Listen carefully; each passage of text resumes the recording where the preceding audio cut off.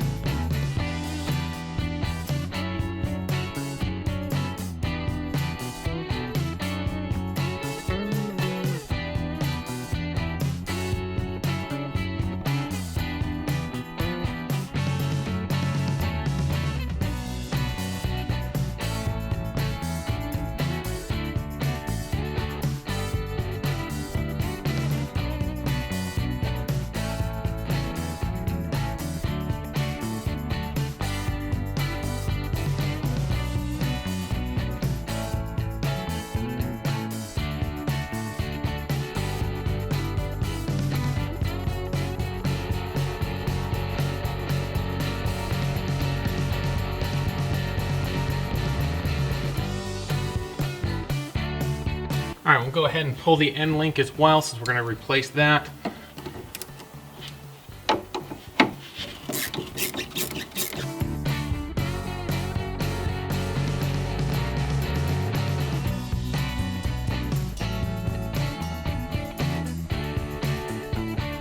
And then once I get the end link from the passenger side disconnected, I can rotate the sway bar out of the way and pull the actual stud out from the sway bar. All right, so now that we've got the rear axle separated from the leaf spring, we can go ahead, we'll jack the rear axle up a little bit, get the weight off the leaf springs, that way it's easier to go ahead and remove. And then all we gotta do is disconnect the front hanger, the rear shackle, and the leaf spring will come out. So let's go ahead, dive in, and get this leaf spring out of here so we can get the new stuff in.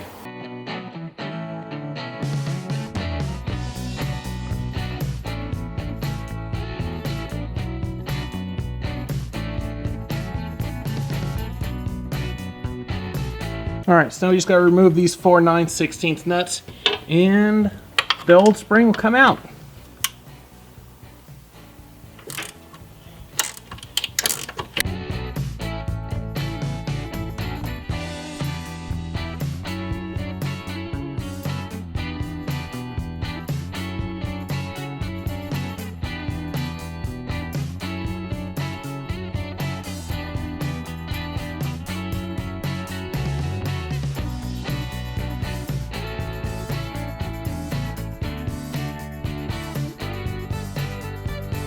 All right, so now we've got the old leaf spring assembly out of the car, we can go ahead, prep the new one, and install it. So we've got polyurethane bushings front and rear for the new one, so we'll go ahead, lube these up with some good poly bushing lube, assemble everything, and put it in the car. All right, so the key to making sure that your poly bushings don't squeak, because that's a common complaint, is you make sure you get them nice and lubed up. And if you think you've put too much on, you've probably put just about enough on. And the poly lube is extremely sticky. It's really gross. I'm not a fan, but it works really well, so I go ahead and I use it anyways.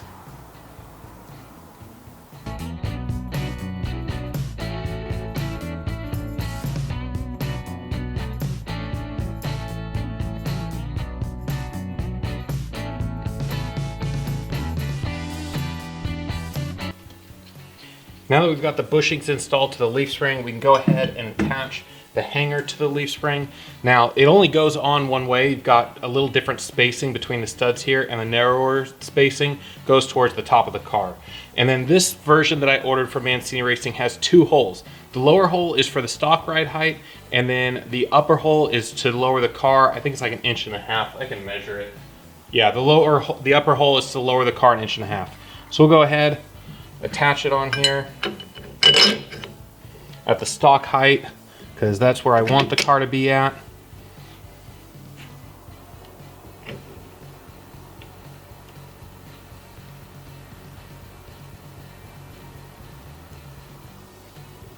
All right, just need to tighten that down and we'll be ready to do the other end. All right, so this bolt and nut take 15/16 wrenches. So we'll go ahead, get this thing snugged up a bit. We won't actually do the full torquing on it until we actually get it in the car. That way everything's nice and in place. But we'll get it snugged up a little bit here. Now, of course, on this end, we've got 4 bushings total, 2 for the leaf spring and 2 to go into the frame rail for where the shackle goes. So we repeat the process that we went through on the front hanger bushings and lube these up and push them right on in here.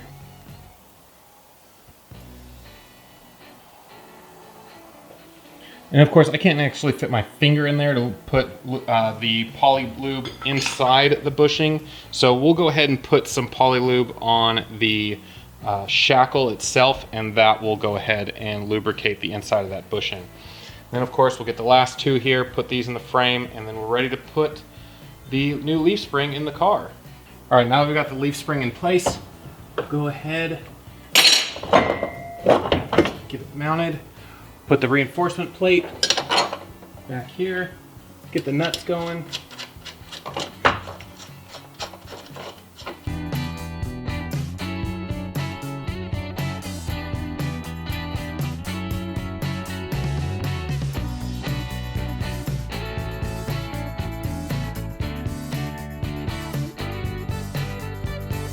Now we can go ahead, put the shackle and the spring in place in the back.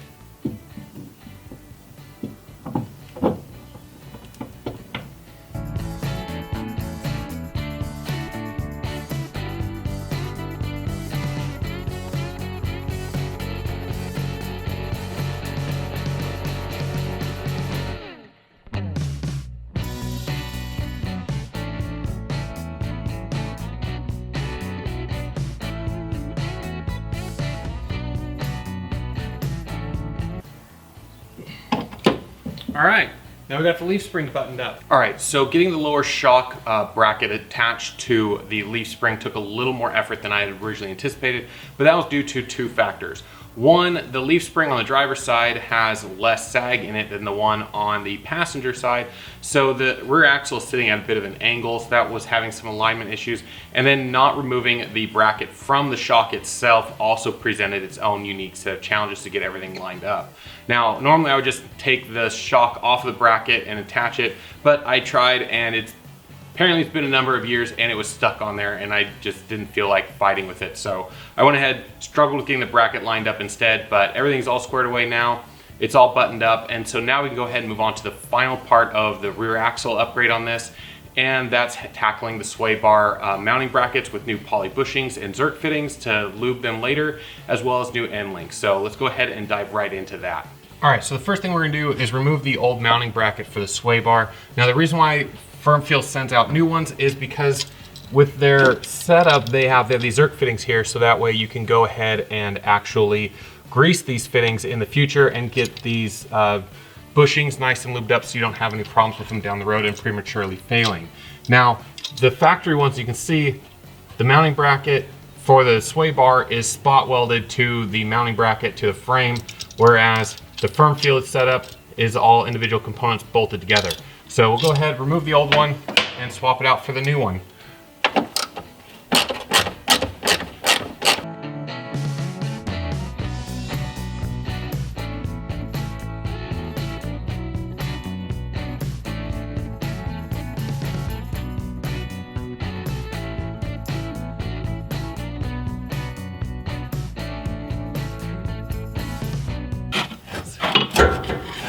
There we go, a little bit convincing, and it's off.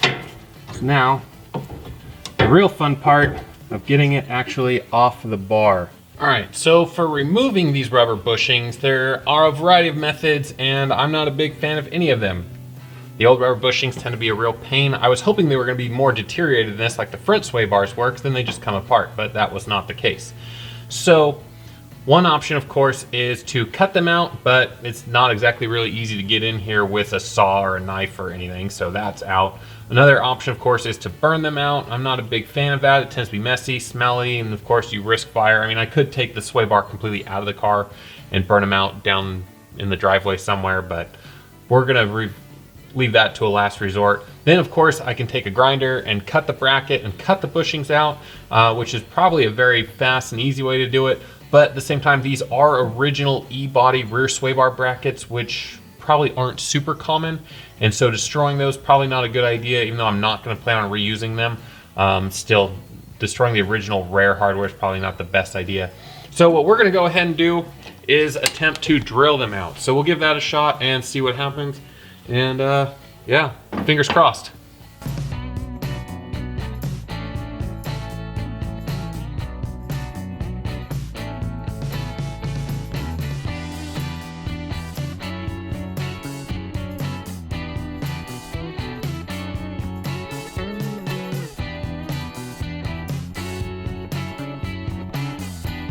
All right, there we go. Got the bracket, got the bushing. Now we can go ahead, get the new one installed.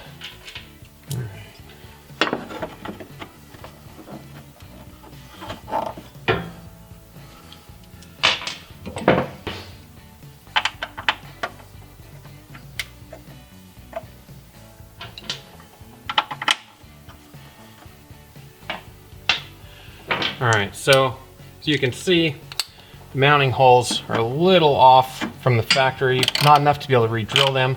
So the firm feel kit comes with new bolts, but the new bolts don't have the pointed taper that the old ones do. So we're gonna go ahead and reuse the old ones because it'll give us the option to be able to put the bolt at a slight angle to get it to go into the factory hole.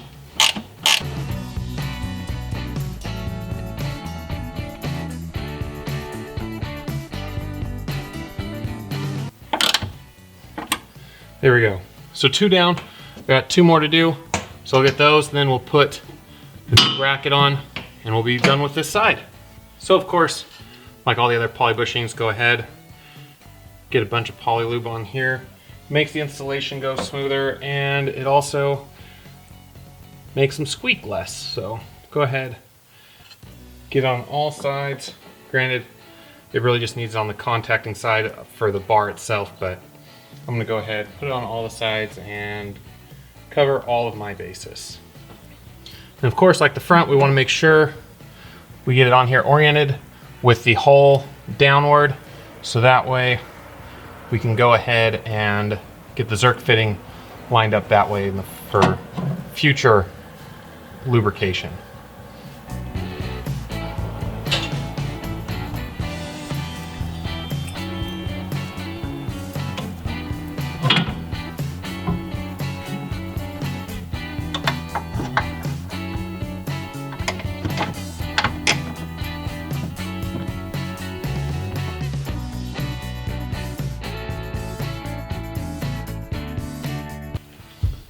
So we'll just get these started. We're not going to tighten them down all the way yet until I get the passenger side done as well, but at least we'll get it started. All right, and that's basically a wrap on the rear suspension overhaul for your classic E-body Mopars. I need to go do and the passenger side on the car still But I'll go ahead and do that after we wrap up this episode, as it's the same process as the driver's side, no different. And so I hope this video was helpful and lets you see how simple and easy it is to work on the rear suspension of these cars. It's literally only a handful of bolts. Those rear springs that I had on here were definitely worn out and definitely sagging. They were Mopar Performance Hemi leaf springs, and I had ordered them and put them on the car probably 15 to 17 years ago, somewhere in that time frame, and they were definitely starting to sag. I noticed that when I had the car up here on the lift, that it was starting to arch the opposite direction that it should be, and so that was the indication that really kicked off all of this for this winter, was to go ahead and upgrade those springs, and it just snowballed. And I hope you enjoyed all the content that I've done so far. We're not done yet, we still have more to go. But to give you an idea, with the old springs that I had on here, when I measured the height from the bottom of the lift here to the center of the wheel well, it measured about 23 3/4 inches, and now it measures 25 1/2. So it raised the car 1 3/4 inches just by changing out those leaf springs. So we'll see after I get all the other suspension projects buttoned up and take the car out for a drive and see how it sits, see if I like where it's sitting or if I need to adjust the height on the back. Luckily, with the new Mancini Racing front hangers, if it is sitting too high for my liking, I can lower the rear suspension about 1.5 inches by just moving the bolt up to that other location. Now, unfortunately, it's not a super trivial job, because I do have to take the spring basically out of the car. I have to disconnect the rear shackle and then pull the hanger out. It's because, like I mentioned in the beginning of the video, you can't take the bolt out of the hanger without pulling the hanger from the car, just because there's no room. But still, it doesn't take that much time. In a couple of hours, I should be able to have it knocked out if I want to go ahead and lower the car. But for now, I'm happy with the ride height. I'm happy with the way everything has gone so far, and I hope you've enjoyed this video as well. Stay tuned. I still have to do a video on the Borgeson steering box conversion and getting that dialed in, and then once that's done, I think we're going to be about ready to take the car for a spin. So other things I need to go ahead and do is finish torquing down a couple of things, and then of course grease all the fittings, ball joints, everything front and rear, and then calling it a day. So on that note, guys, if you enjoyed today's video, if you enjoy this series, please hit that like button. It lets me know that you appreciate these videos. And of course, if you want to be kept updated with all the future videos as well, especially continue this series on working on this car, don't forget to smash that subscribe button. It doesn't cost you guys anything, and it lets YouTube know that you want to keep watching these videos. And as always, guys, I will see you in the next video.